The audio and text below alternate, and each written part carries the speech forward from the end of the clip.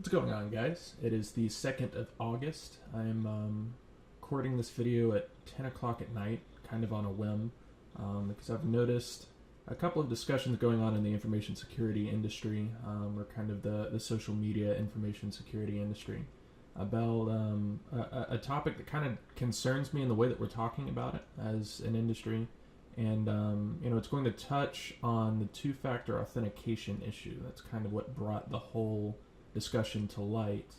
But it really doesn't have as much to do with that particular topic as it does a much broader topic, and that is kind of dealing with threats in a more mature manner than the kind of nihilistic and pessimistic way that we tend to look at it. So the two-factor authentication discussion sprung back up when Reddit faced a breach of their user data. I won't go too far into it because I don't have the stats memorized, so to speak, about the Reddit breach. But essentially, what occurred, or the discussion that occurred shortly after the news of the breach broke, was that essentially the two-factor authentication via SMS, via text, was circumvented, and the attackers were able to gather user data regardless of their two-factor authentication mitigations. So the discussion that evolved afterwards was the usefulness of two-factor authentication, and specifically the usefulness of SMS-based two-factor authentication. And it was an interesting discussion to watch, and I think by and large most of the people that I follow, at least, are on the right side of it. And when I say right side, the discussion eventually evolved into the greater topic of, well, if a mitigation isn't perfect, should we settle for good enough? Now, I've been studying, information security for significantly shorter than a lot of the people who have, been part of this discussion. I'm still relatively new, and I've been studying threat intelligence even shorter than that. But a topic that I will go to war on, a hill that I will die on, is that good enough is still enough. Now, for a target like the U.S. government, or for a target like a major financial institution, you're going to be dealing with some significantly more advanced attackers. And by that I mean, the average person, and there are outliers to this, but the average person is not going to have to worry as much about a nation-state or state-sponsored attacker. I don't worry nearly as much about a Chinese PLA group hacking my accounts, or trying to break into my Gmail, or trying to pull down all of my videos off of YouTube, or wreak havoc throughout my social life, because I've studied the smaller threats, and I put smaller in quotes. The smaller threats are quantity over quality. They're less advanced, but they're still the primary threat for the average person.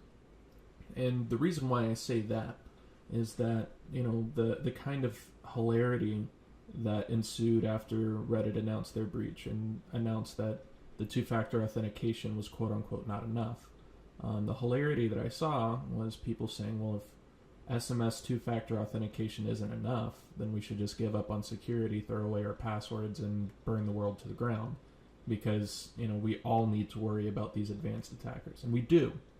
We all should be worrying about the advanced persistent threats and all of these things. But the what I have tried to explain to people who are non-technical and people who aren't, as familiar with the threat intelligence or information security realm, is that the average person shouldn't worry near as much about the Russian APTs, about the Chinese PLA-sponsored attackers. You're not their primary target. They don't find near as much value in your particular credit card information as they do national intelligence secrets and, defense technology and things like that. The average person doesn't have confidential information on their computer. And if you do, then you've got a whole slew of other issues other than two-factor authentication to worry about. So the reason why this matters is that two-factor authentication is a legitimate mitigation against the average threat.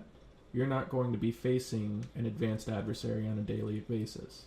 When we're talking about a network level, if you're running a honeypot, I'm sure a lot of my followers do, and I have before. If you're running a honeypot and you're looking at your logs, you're not going to see an advanced APT style actor for a long time. You may never see one. But what you will see is brute force SSH login attempts, telnet attempts, MS08067 attempts. You'll even see Conficker variants still trying to hit your honeypot. So why does that matter to the average person? Well, the honeypot example extends to just about everybody else's quote-unquote threat landscape. The things that you need to be worried about.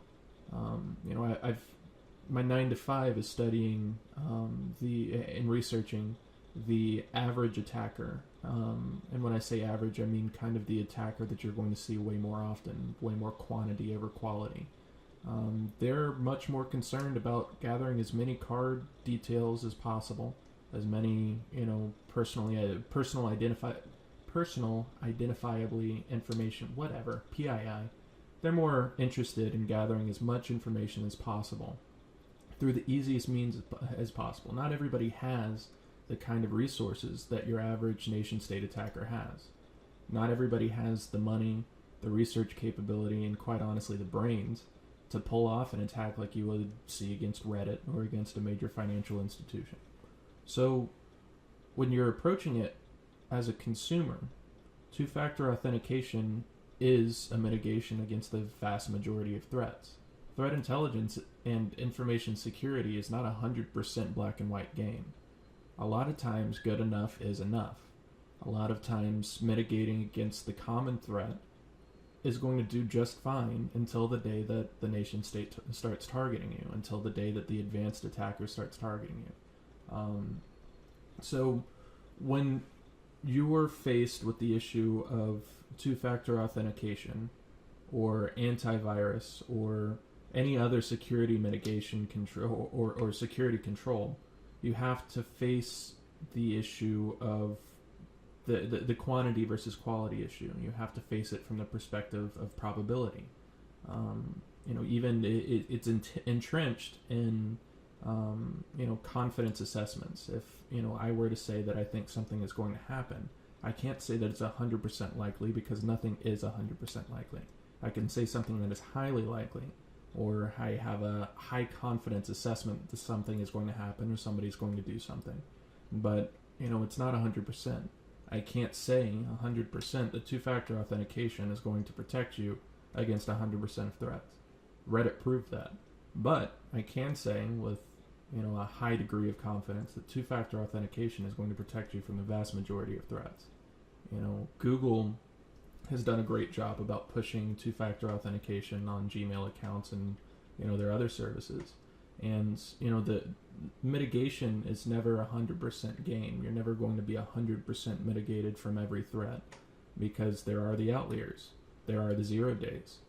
Any security control mechanism is going to be breached. We're watching that happen with the BitFi wallet, John McAfee's unhackable device. There's no such thing as an unhackable device.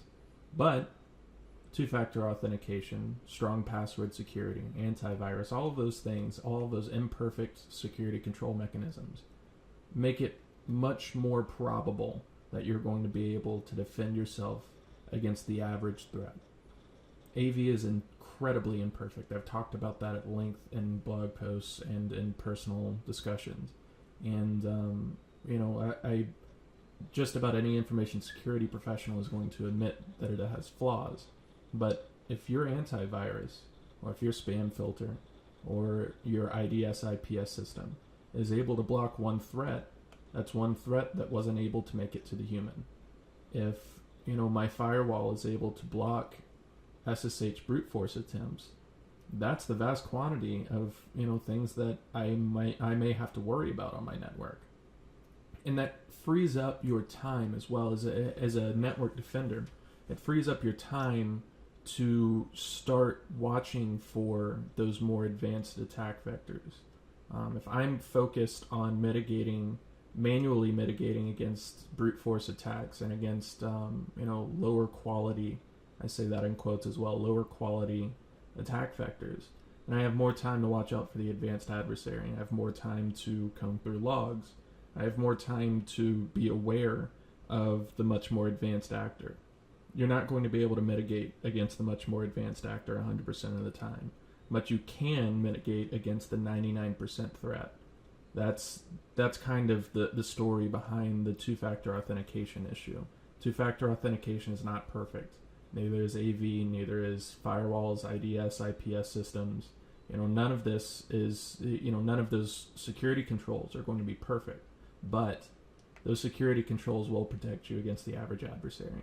So I wanted to, kind of get the word out there about that to kind of, maybe further the discussion in a way and hopefully reach a couple of the people who are confused about 2FA or confused about antivirus or, the kind of purpose of these security controls. A lot of the professionals that I follow have preached, security by layers and defense in depth. And the idea of that is, I'm going to quote from Shrek, but it's like an onion. You wrap yourself in all of these layers of security and protection and defense so that the adversary has to peel through those layers piece by piece in order to get to the core. And that's the idea of two-factor authentication. Two-factor authentication is going to stop, I'm going to say, the vast majority of threats. Things like IDS, IPS, AV, and, firewalls. Network segmentation is a big one. It's going to stop the average threat.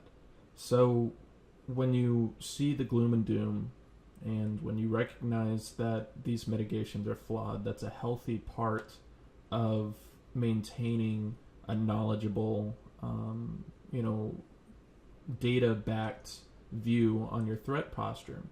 But an overage of nihilism and an overage of pessimism and all of this FUD that went around about two-factor authentication now and AV before and firewalls before that, all of it is kind of damaging to the overall, kind of education effort that's going out to kind of teach the average person, the average defender, and, just kind of the layman that defense is not a one, silver bullet away from you being just 100% safe. There's no such thing. That will never be a thing. Quantum computing has made huge strides, but nobody is saying that the quantum computer is going to save us from hackers. It's not going to happen. So, that is to say, keep two-factor authentication enabled. Enable it if it isn't enabled already. Have a healthy antivirus on your system and scan regularly. Quarantine regularly. Watch your logs. Keep your IDS, IPS active. And just understand that there isn't a silver bullet for security. Security is, it's all about the defense in depth and wrapping yourselves in layers. And that Reddit is not the case study of why information security is doomed as an industry. So, that's my 2 cents on it. I'm kind of recording this late, so it was probably a little rambly, but I hope that this helps kind of further the discussion on the matter, and I think I was able to get my opinions out relatively well.